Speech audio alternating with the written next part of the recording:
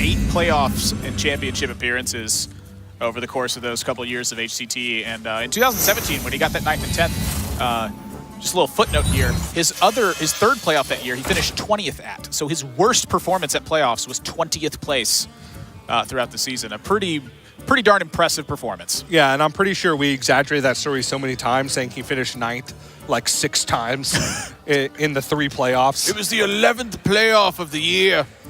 2006 was the year. killinallday, playing Hearthstone for 10 years, had finished 9th place in his 80th playoff. After walking uphill both ways in the snow. After his opponent had played Dr. Boom on 7 3 times in a row. The Nomi Priest Deck is up for killinallday, and this one is quite wacky. I'm going to give a very brief and uneducated breakdown of how this deck works, because admittedly I don't have a ton of games. I have a ton of games. Gadgets and Auctioneer is one of the key facets in the deck. It's every time you play a spell, you draw a card. Well, just so happens Chef Nomi says if your deck is empty, make a bunch of 6/6s. Fill your board with them, basically. That's the entirety of the purpose of the deck. So there is a ton of 0-cost spells, a ton of 1-cost spells, and a ton of, I guess not a ton of 2-cost spells. It's really just Seance at that point. But there's a ton of 0 and 1-cost spells that are in the deck. And you have some combos, Wild Pyromancer and Acolyte, that can help you sweep out boards and draw cards. But the main purpose of the deck is draw through it in its entirety and then play Chef Nomi and go for a lethal blow. Well, there's 2 kinds of matchups. I think the deck does 2 things. There's aggressive matchups and there's control matchups. In aggressive matchups, your goal is to play 4 Grave Horrors on a single turn.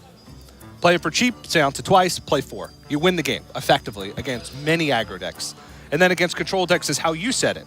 You draw through your entire deck, just play 1 or 2 Grave Horrors here along the way to try and maybe put a little bit of pressure on your opponent, and then play Chef Nomi and Seance it once you're out of cards. So those are the only 2 game plans. Draw through your deck as quick as possible and do one of those 2 things depending on the matchup. Yeah, it's a very unique deck in that it has both of those approaches, and it can play them both very well.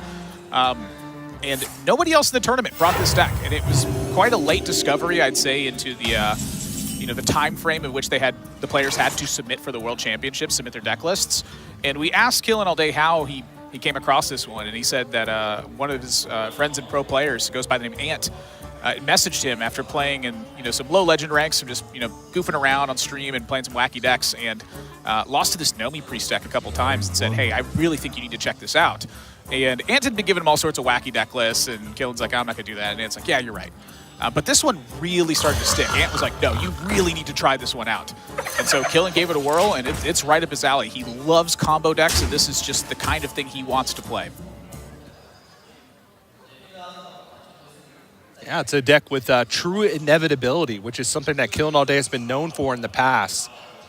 Throughout those runs that we talked about last year in the playoffs that qualified him to the championship event, and even in years prior, he was quite known as a quest row expert, which is kind of the deck that was the ultimate inevitability. Eventually, you just outvalue your opponent with all of your 4/4s and with how many cards you could draw and bounce back to your hand and how many charges you had. So it's no surprise that he's kind of settled on this deck. And there was a few players, I think Bloodyface was one of the main ones, who, when talking to him about how he felt about his lineup, he said his one regret was that he didn't find out about Nomi Priest earlier. Yeah, I mean, Bloodyface did a lot of preparation just practicing against himself. And he said the one thing that he was really missing was Grave Harbor. That was the one card he didn't come across in the practice. Yeah, if he I said, would have figured that out, easy. Yeah, well, he said he only tested it for a very short while. And killinallday kind of having to deal with this scavenging. Smart play by Languagehacker, because what that did was the primary way that this Priest deck clears boards is with Wild Pyromancer. And so by playing that 2/2 Scavenge Hyena, even though it's not being on the board now, the primary way that killinallday would have dealt with that was to Wild Pyromancer, with killing off 2 beasts would have buffed it up just naturally. Yeah, and Killen is in, I think, quite a bit of trouble now. Well, as we get into this turn. And one of the major reasons I think so is because of the fact that he's got no Shadow Word Pains. He's got 1 copy Forbidden Words. So he has to chain together 5 spells in order for this to kill the Tundra Rhino. Now, I believe he's able to do that. But with the way those spells are chained together right now, one of them's Circle of Healing. Circle of Healing will not kill off the Tundra Rhino in this spot.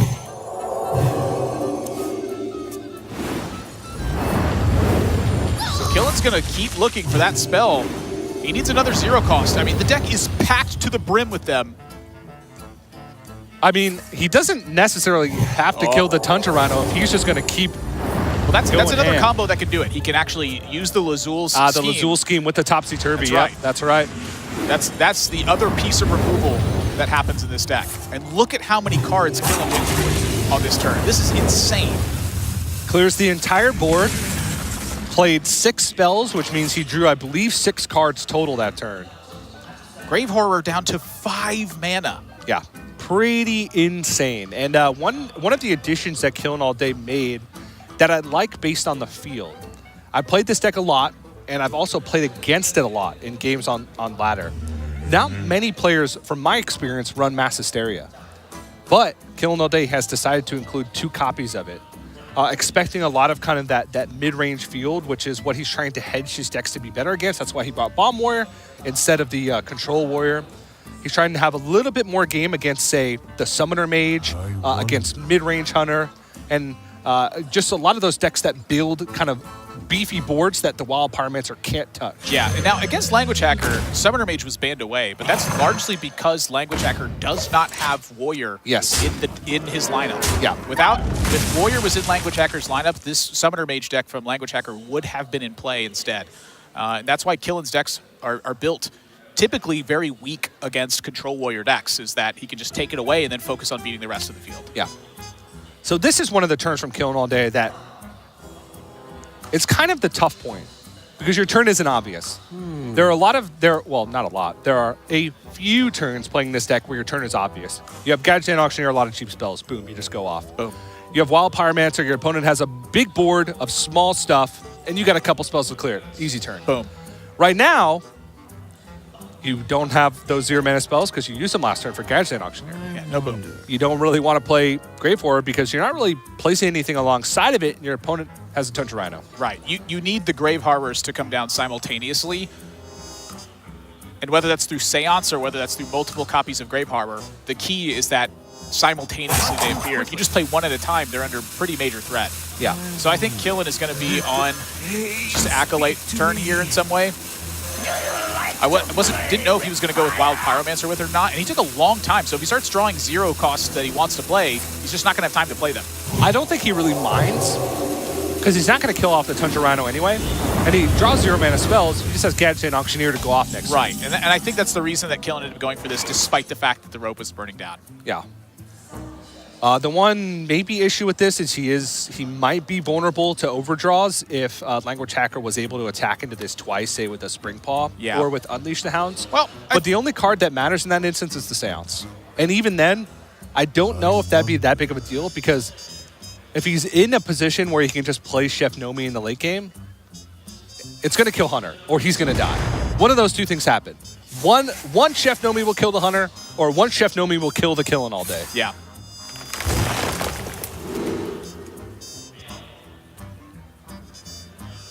Honestly, I'm not sure in this matchup which is the correct choice, if it's going all in on the Grave Horrors or if it's trying to go all in on the Nomi.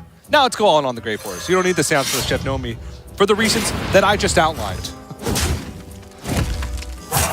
Quickly. We got there. Sometimes I'm too smart and too dumb at the same time for myself. Well, this is an interesting turn for Language where, yeah, I was about to say, like, attacking the Wild Pyromancer is just so much less fruitful in this spot because you know that Killen's got copies of Silence in the deck, and also that both Acolyte of Pains are gone. So the Wild Pyromancer can be a liability in this situation instead.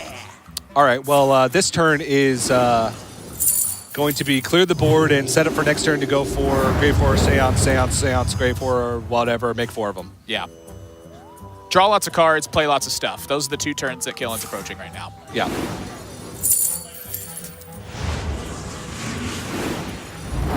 So now Killen wants to attack with the Wild Pyromancer, and in combination with the Topsy-Turvy swap, got some effective damage there, so he lands a kill here. Yep. Probably regenerate his face. Yeah, Killen was thinking about the Silence in this spot, I believe. Does he want to draw a card with it from the Wild Pyromancer so that he can keep going? Quickly. Just has to account for hand size in this spot. So you can play Northshire Cleric and then Silence a Northshire Cleric and then Circle of Healing, or you can do it the other way around. Honestly, don't even think you want to play Northshire Cleric at all. It's not really doing anything. It's not fitting your game plan. It's 6 on the board. It makes Unleash the Hound stronger. If you don't silence it, it can become a liability late game. Sorry, I said that really fast because I was trying to get it in before the rope burned on the turn. The rope burns on TJ's casting, and once it hits that end, he can't talk anymore. Yeah. Usually I run out of thoughts way before then. Yeah, and so Language does draw the other Tundra Rhino, but I'm fearing he doesn't really have the push available here. The Gadgetzan Auctioneer's already done its job, and Language knows that the Grave Harbor turn is coming. Yeah.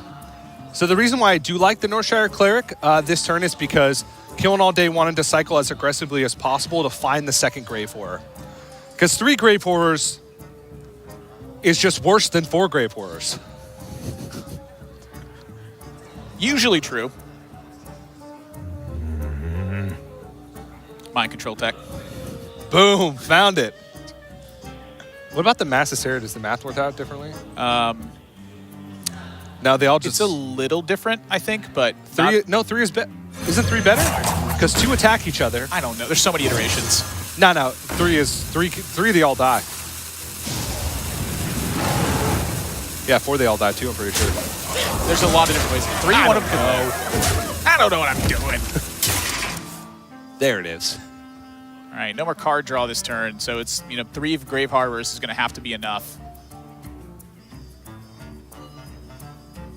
3 Mass Grave Hysteria Horrors. just looks awful in this spot. 3 Grave Horrors silence the Tundra Rhino. Yeah. Say go. Pretty good looking turn. Yeah. Actually, maybe 3 Grave Horrors and a Gadgetzan Auctioneer? And an Ooze? Well, the rest of the stuff is up for debate. I mean, that's the debate point. Nah, he can't do that. Why not? Because he wouldn't have mana for Gadgetzan Auctioneer. So it's just 3 Grave Horrors and an Ooze. Yeah, I like the trimming off of the Northshire Cleric. Not doing anything right now. Now, yeah. Just mitigate Unleash the Hound stuff. Double Seance. Effectively 2 mana Faceless Manipulators in this spot. Yeah, and that is a horrible looking board.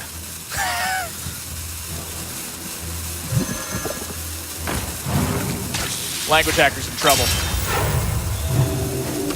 Major trouble. Let's see, does Leok help him out here? Oh, Dire Frenzy. Let's get some more of those Tundra Rhinos. It's got to stay alive. Your opponent just put 24 attack in play. You got 29. You're good. You're good. That's not okay. You good? That's bad news. Really bad news. All right, let's do the Leok math. So you can Leok, still get Unleash the Hounds. Well, you Unleash the Hounds first. Yes, you would Unleash first because you want them to be next to the Direwolf Alpha and then have the Leok buff them as well. So then you can clear off, at that point, you'd be able to clear off 2 Grave Horrors. Yeah, because you have 17 attack loaded. Wait, no, because each Hound would be 3. Ooh. Oh, so you overkill by 1. You overkill by 1. And then you have the other. Okay, you still clean. Wait a minute. There's got to be different ways to do this. This is so much math. I don't know, honestly. There we go. 2 of them dead.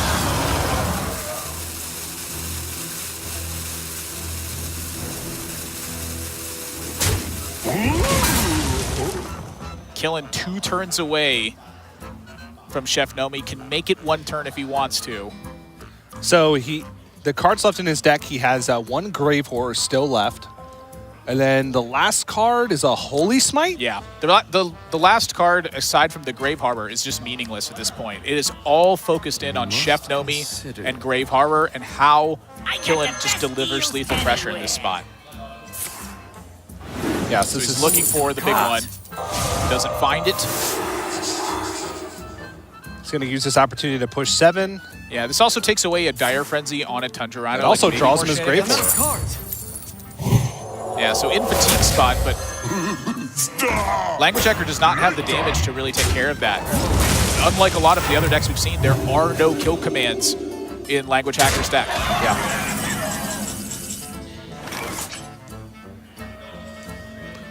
So Language Hacker has 2 turns because Chef Nomi's coming down next turn. He has no way to kill him. He's going to die. Yeah. I just don't think it's there. I can't think of Hunter spells that make a difference in this spot, but maybe there is one. Nope. Killen is effectively at 13 health because of the fatigue, but he has one of the turns of hero powers as well. Yeah, it doesn't even matter if Languagehacker kills this board, any minions on this board, because it's just replaced by a 6/6 when Chef Nomi comes down next turn. Yeah. You need that Hunter spell they never ever made, which is Frost Trap, and it slows the animation of all minion attacks, and if they don't connect with face in time by the turn ends, they don't attack at all. Whoa! It slows the animation by like 96% in my head. But yeah, there was no way out of this. Killing All Day just had the massive draw turns, you know, in back-to-back situations, and wiped out a Tundra Rhino with a Wild Pyromancer. Maybe he's going to try and bluff here with an explosive trap. Like I said, it's not even worth killing off any of these minions just because it's just going to be replaced by a 6/6 with Chef Nomi. And Languagehacker's dead. Is there a weird Zul'jin turn that could matter here? The only thing is that maybe he's going to try and play around misdirection. Like, that's weird. Yeah, I would just run the 4-in right now. You run the 4-in, then you only take 4. You go up to go up to 13. You take 3 fatigue damage next turn. You take 2 next turn. No, he's been in fatigue. He took 2 this turn, didn't he? No, he just took 1. Oh, That's his first draw with no cards in the deck. okay.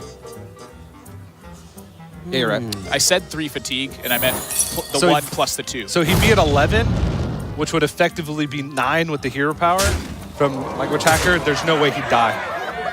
But nonetheless, good sequencing just in case, I guess.